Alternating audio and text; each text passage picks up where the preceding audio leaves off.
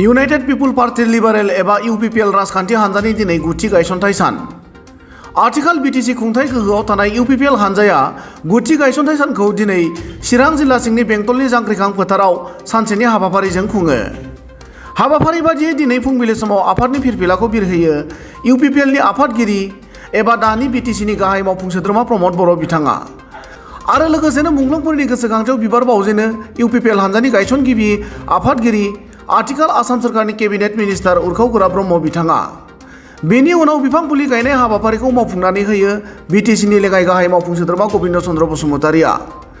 गुबुन फारसेथिं इउपिपिएलनि गुथि गायसनथाइ सानाव बाहागो लानानै आफादनि आफादगिरि दानि बिटिसिनि गाहाय मावफुं सोद्रोमा प्रमद बर'आ खौरां बिजोंनि गेजेरजों सिडली बिधानसभा बियाबाव जानो गोनां उफ्रा बिसायख'थियाव इउपिपिएल हान्जाया 60,000 भटनि फारागथियाव देरहागोना रोखा होनना ओरैबायदि बुङो।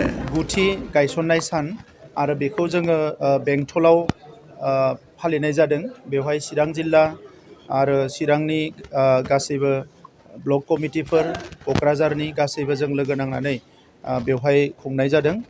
आरो दिनैनि समाव आङो मिरुनिफ्राय लानानै जोंनि बुथ कमिटिसिम इउपिपिएलनि साफ्रोमबो बिबानगिरि दैदेनगिरि आरो सोद्रोमाफोरनो गोसो गोरबोनि गाहाम हामलायनायखौ आं बावहरो। आरो बिथांमोना बयबो थांनाय 9 बोसोराव जोबोद खस्थ' खालामनानै जोंनि दोलोखौ गोख्रों खालामनो थाखाय खामानि मावनाय, बिसायख'थिफ्राव देरहानो थाखाय खामानि मावनाय, बे गासैखौबो लानानै आं बिथांमोननो रोजा रोजा साबायखर बावदों। जोंनि दैदेनगिरि मावथि बिबानगिरिफोरजों लोगोसे बिथांमोननि गासैबो न'खरनिसिमबो आङो आंनि गाहाम हामलायनायखौ बावदो। मानोना सासे दैदेनगिरिजों बिथांनि न'खराबो नांफानानै थायो। दा बेनिखायनो न'खरनि सोद्रोमाफोरनोबो आं साबायखर बावदों। बेजों लोगोसे 2015 मायथाइयाव इउपिपिएल दोलोखौ मानगोनां इउजि ब्रह्म बिथाङा गायसनजेननायनिफ्रायनो बायदिसिना थासारियावबो जोबोद गाज्रि थासारियावबो इउपिपिएल दोलोजों गसंफानाय बड'लेण्ड ओनसोलनि गासैबो आइ आफा रायजो राजानिसिम आं रोजा रोजा साबायखर बावदों। आरो रायजो राजाफोरनि अननाय, रायजो राजाफोरनि फोथायनाय आरो रायजो राजाफोरनि मददजोंनो दिनै इउपिपिएल दोलोआ बिटिआरआव सरकार खुंनायजों लोगोसे जोंहा आसाम एसेम्ब्लियाव एमएलए आरो पार्लियामेन्टआव 2 एमपि जोङो मोननो हादों। आरो जोंनि एमपि, जोंनि एमएलएफोर आरो काउन्सिल जयैनो बिटिआर ओनसोलनि गोग्लैसोनाय माखासे थासारि, बिटिआर ओनसोलनि गोबां समनिफ्रायनो फावसायनानै थानाय माखासे बिथिंफोर, बे गासैखौबो जौगाहोनो थाखाय जोङो खामानि मावदों हर सान।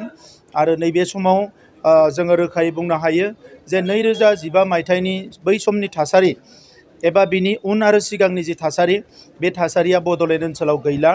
दिनै जोबोद गोजोन फैबाय। 2020 मायथाइयाव जि मोनसे गोजोन गोरोबथा जायो एनडिएफबि आरो एबसु माखासे दैदेननाय आफादफोरनि दैदेननायाव, बेवहाय इउपिपिएल दोलोनि दैदेनगिरि इउजि ब्रह्मनि बिथांनि दैदेननायाव थोंजोङै मदद होनाय जादोंमोन। आरो सरकार दाखांनायनि उनाव दिनै बड'लेण्ड ओनसोलाव बे गासैबो बिथिंफोरखौ लानानै खामानि मावनायलाय दिनै बड'लेण्ड ओनसोला सोलोंथायाव जौगादों, गेलेमु आयदायावबो जथेस्थ' जौगादों।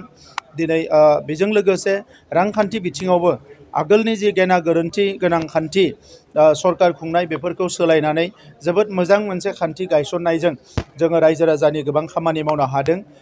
बै समाव बिपिएफनि सरकारनि समाव 17 बोसोराव 39,000 न' लुनो हादोंमोन 17 बोसोराव। नाथाय जोङो 4 बोसोरावनो प्राय 3 लाख गोरिब मानसिफोरनि न' लुनो हाबाय, गोबां बान्दोफोरखौ खोनो हाबाय, गोबां फरायसालिफोरखौ फाहामनो हाबाय। सोलोंथायाव दिनै जोङो बेसेबांबा आसामनि जौगानाय डिस्ट्रिक्टफोरखौबो बारनानै जोंनि जिल्लाफ्रा माने रिजाल्ट लाबोनो हाबाय। बे गासैबो बिथिंखौ नायनानै लोगोसे बर' माहारिनि गेजेराव जिखिनि आफादफोर दङ बिसोरनि गेजेराव खामानि मावनाय आरो जौगानायनि बयबो साननो हानाय आरो गुबुन हारिफोरजोंबो गोग्गो सोमोन्दो दानानै जों मोनसे खामानि मावनो हादों। दा ओंखायनो इउपिपिएलनि जार्निया जोबोद मोजां मोनसे पजिटिभ लाइनाव थांगासिनो दङ। आरो दिल्लीनि सरकार, दिसपुरनि सरकार बयनिबो लोगो लाफानायाव दिनै बिटिआर ओनसोलखौ आरोबाव गोख्रोङै जौगाहोनो हादों। दा बेनिखायनो नैबे समाव आङो बे गुथि जि गायसननाय सान, बेवहाय इउजि ब्रह्म बिथांजों लोगोसे जोंनि एमपिफोर, जोंनि एमएलएफोर, जोंनि एमसिएलएफोर गासैनोबो आंनि फारसेनिफ्राय साबायखर बावदों। आरो इयुनाव जोंनि जि कमिटमेन्ट, बेवहाय स्ट्रं मोनसे डेम'क्रेटिक मोनसे सुबुं दारा खान्थि गायसननाय आरो लोगोसे जौगानायनि हाबा मावनाय बे एजेन्डायाव जोङो बयबो खौसेयै गोख्रोङै खामानि मावलांबाय थागोन। सार नोंथांमोननि जिखिनि इउपिपिएलनि थांखि बायदि रायजो राजानि गेजेराव माबायदि खामानि मावनो सानो आरो माबायदि जाफुंसार जादों आरो लोगोसेनो नोंथांमोना बे खोथा बे कमिटमेन्टजोंनो जोङो खामानि मावनो हादों आरो बिनिखायनो दिनै रायजो राजाफ्रा मोनसेनि उनाव मोनसे बिसायख'थियाव जोंनि बिजाथिफोरखौ देरहाहोदों आरो जों गसंफादों। मानोना जों बयबो ग्रास रुटआव खामानि मावना फैनाय आरो गामि गामि बेरायनानै सोमावसारनाय समाव गोबां सम बे गासैबो थासारिफोरखौ जोङो मोनबोजोबखादो। बे सोमावसारनायनि समावनो जोङो जोंनि सोलोंथाइनि जेंना, रांखान्थि जेंना, गासैबो जेंनाफोरखौ जों बुजिजोबखादों। दा बिनिखायनो दिनै सरकाराव फैनानै बै खामानिफोरखौ जोङो मोनफानि उनाव मोनफा मावदों। सोरबाया ससियेल मिडियायाव बुंनाय उल्थां फाल्थां खोथाफोरखौ खोनासङालासिनो जों थोंजोङै बड'लेण्ड ओनसोलनि रायजो राजाफोरनि जौगानायखौ जोंनि प्रायर एजेन्डा हिसाबै लानानै जों खामानि मावदों।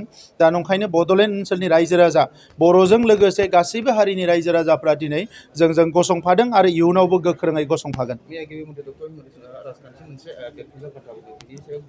राजखान्थियाव गावबा गावनि मोनसे एजेन्डा थायो। दिनै इउपिपिएलआबो जोंहा एजेन्डा दङ, बिजेपिआबो एजेन्डा दङ, बिपिएफआबो थागोन, कंग्रेसआबो थागोन।